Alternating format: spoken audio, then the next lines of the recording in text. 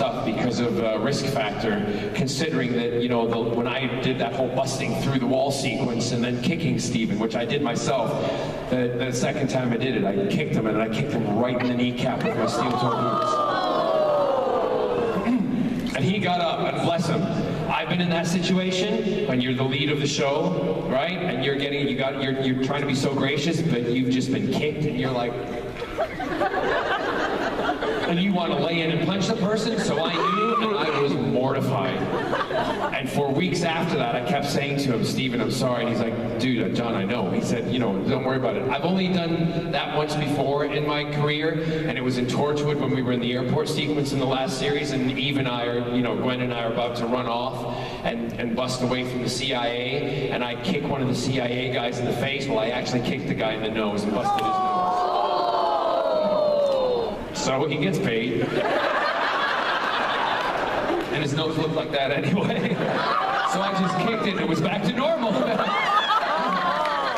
So we do have our stunt team, and they're brilliant. Bam Bam runs the stunts for us, and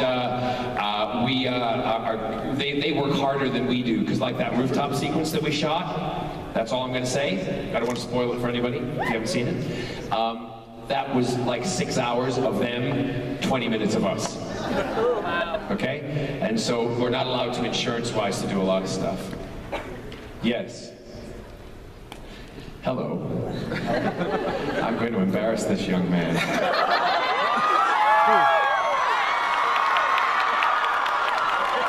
Because, I'll stay in the light. This is the Marine.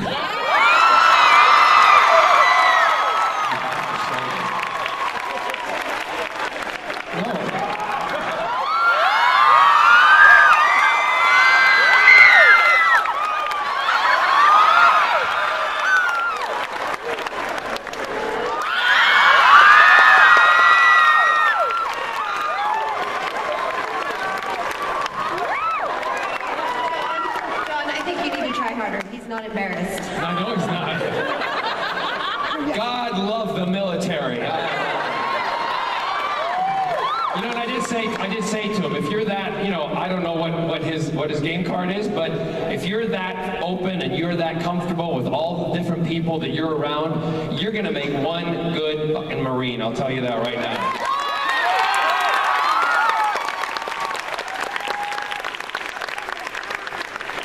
Yes, thank you for serving on behalf of everybody. Yeah, great. My question is, what was your toughest role as a character? What character was your toughest role? My toughest role. Well, there's tough roles for different reasons. Like, for instance, when I was in Beauty and the Beast, I know this is like, you guys are like, what? When I was the Beast in Beauty and the Beast on stage, that was really tough because I had to spend an hour in makeup every day getting prosthetics put on, everything, and I had 20 to 30, 40 pounds of equipment on me, and I had to walk around, you know, and do what I do on stage every single day. Tough-wise, Jack wasn't tough. Jack was fun. Jack was a blast. That's why that kind of thing is good. Merlin is not tough. Like, tough things. It sounds twee, but you know, when I did Springtime for Hitler, I had to sit and get my hair dyed every day. And you know how much your scalp burns after 2 weeks of having your hair bleached? Oh, yeah. I know.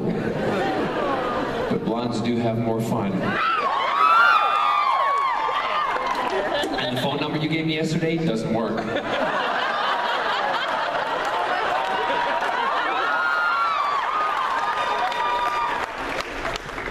Oh, you will? Oh! All right, come see me later then. Write it down here.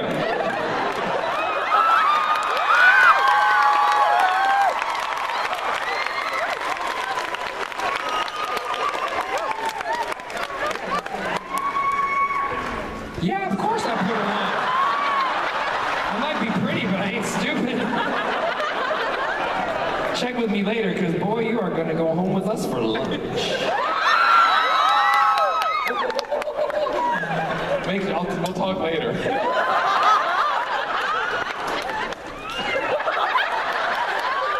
Scotty, you better get your ass over here from London. Because there's going to be a Marine sandwich tonight.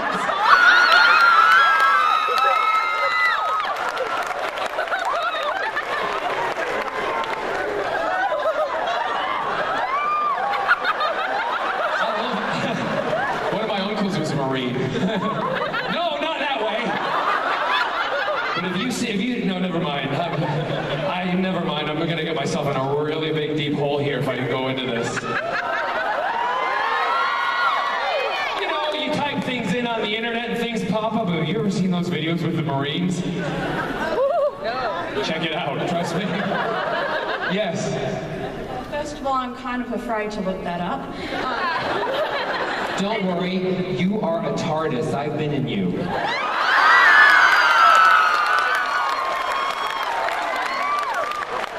I wanted to say that I suffered through the episodes before and after the Desperate Housewives to actually catch up so I could actually follow your storyline properly, and you were amazing. Thank you. So, good job. And oh my gosh, I was a little traumatized though beforehand, but thankfully once you showed up, it made things better. Anyway, the question is, what was your favorite school subject?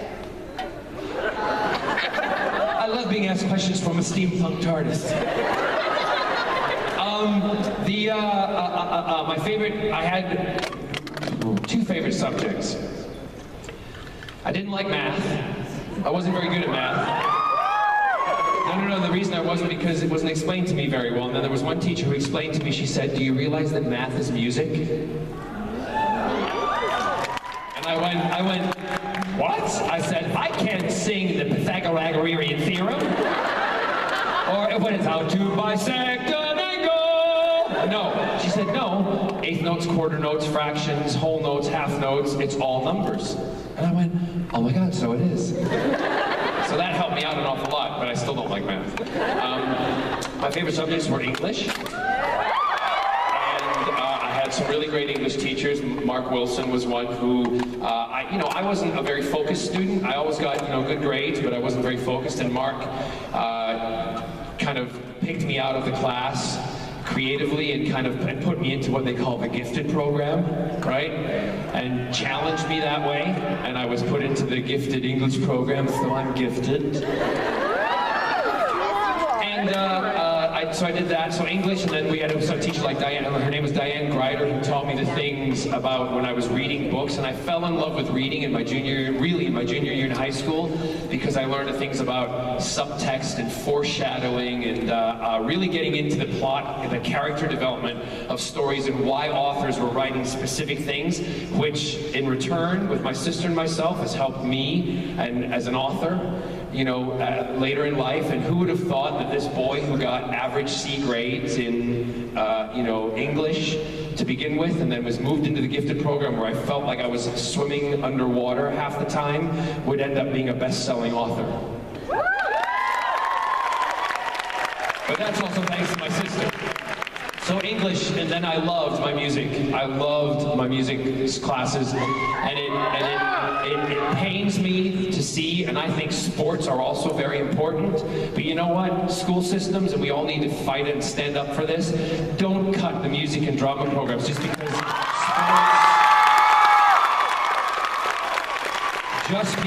the sports team needs a new outfit. Because our choir in our high school, we had the same choir robes that they had in 1952. And every year the football team got new outfits. Go lesbians too. So I'm a real, and the high school I went to that puts all the money into sports and programs and stuff like that, and I might be speaking way out of turn, and I'm sure I'll get a letter about it, but I don't give a shit. The music department and everything in that school, shut down, non-existent. How many sports stars have come out of that school? None. Myself, Andy Dick, Anthony Rapp, all came out of the same school. And others. So there you go. Thanks, hon. Yes. Hi. Hi, Rose. Oh, hi. So my question is, you said you love Gene Kelly. In my opinion, you're the new Gene Kelly. That's Thank just you. me. But is there any musical theater roles that you haven't played but would love to? I would like to be Elphaba and Wicked.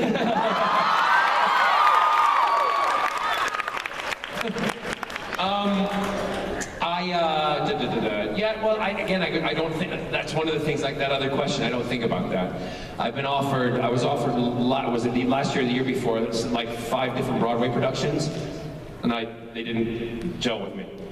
So there's things that work for me and there's things that don't. Yeah, off the top of my head, I know there is one story I would love to do, and I know Jerry Herman quite well. And Jerry, I know I would love to have the end, since my sister and I are now becoming better in the storytelling and stuff. I'd like to rewrite the ending of Mac and Mabel, and I'd love to one day play. I think I'm still a bit too young. But unless I do it as my, who's grown there? No, unless I do play Mac as my own age, and maybe the Mabel is a much younger Mabel, maybe in her early 20s, I think that would work. I love the song "I Won't Send Roses." I won't send roses or hold the door. You won't remember which dress you wore. My heart is too much in control. The lack of romance in my soul can turn you gray, kid.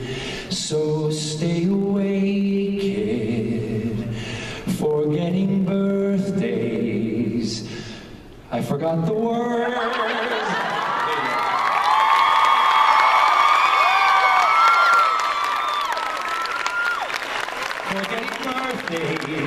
Is guaranteed,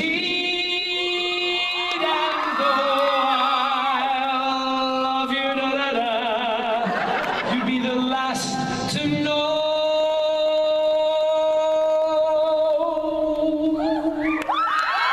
I want some roses, 'cause roses suit you.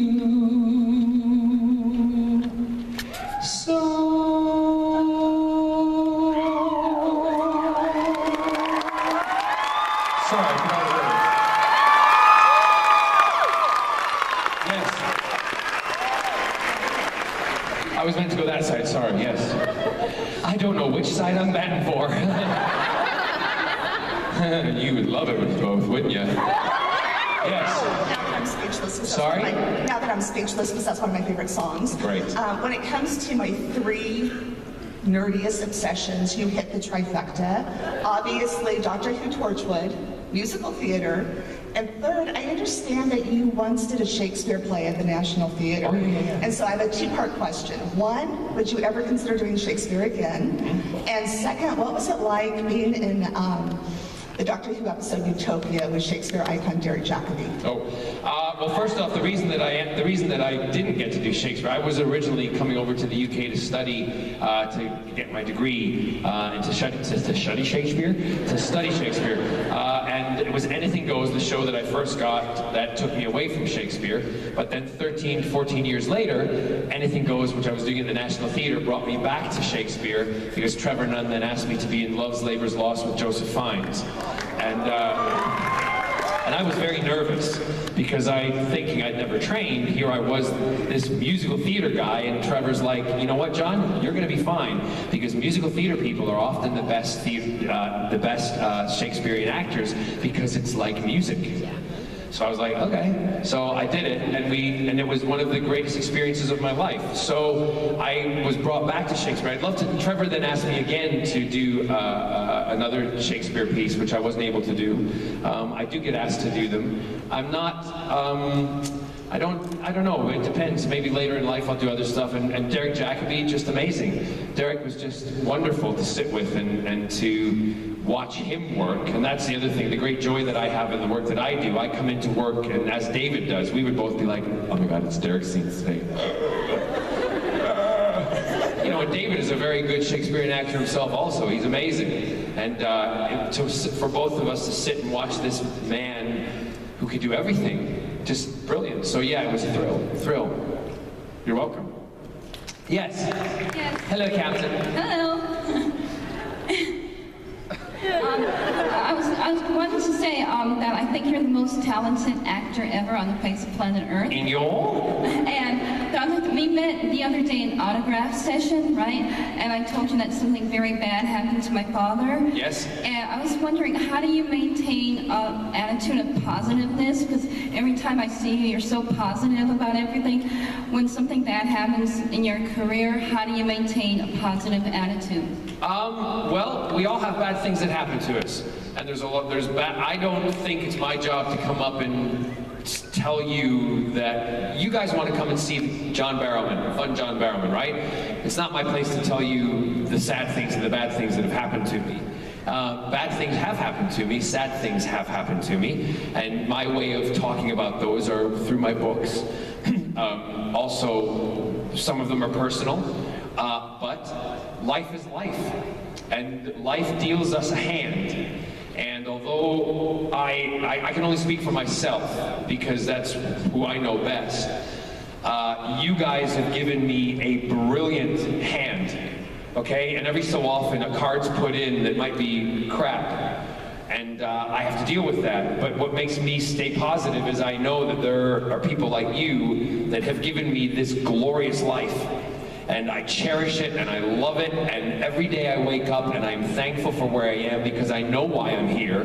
I wouldn't be here without you guys and the fans, and I'm not just saying that to be sycophantic, because I say it to every con I go to, because I truly believe it. The fans are the most important things to me. That's why I don't understand actors who become this kind of like royalty figure that they think their shit doesn't stink. Because it's just not that way. You're here because of you guys. You get what I'm saying? Yeah. So I just stay positive. I mean, you know, many of you may know this or not, but you know, we've had death and stuff in our family. My parents are both cancer survivors. We've lost Scott's sister to cancer. She died of brain cancer. You know, I've had to put dogs to sleep. My life is just like your life. It's just I don't always talk about those sad moments. You know, this past couple of months, we've had to give away one of our dogs because of a situation. So, and I didn't talk about it because I felt that really wasn't something I wanted to discuss. But I am now because I feel better about it. Do you know what I mean? So bad things do happen, but it's important to just keep fighting, keep pressing on, you know? And know that if you do lose somebody, it's gonna happen to all of us. We're all going to be in that situation at some point in our lives. And when we are, we're going to grieve, we're going to be upset, we're going to cry, but you know, you can look at another person, another human being in the eye, and you can say to them, and you can look and you say, I've lost somebody, and they're like, and you'll know if they have, because they'll have that look in their eyes, and they'll understand. That's why it's important to talk, important to communicate with people, and important, as you know, when I'm doing, I'm sorry, I feel like I'm Oprah. But it's important, like when I do photo sessions, that's why I touch you guys.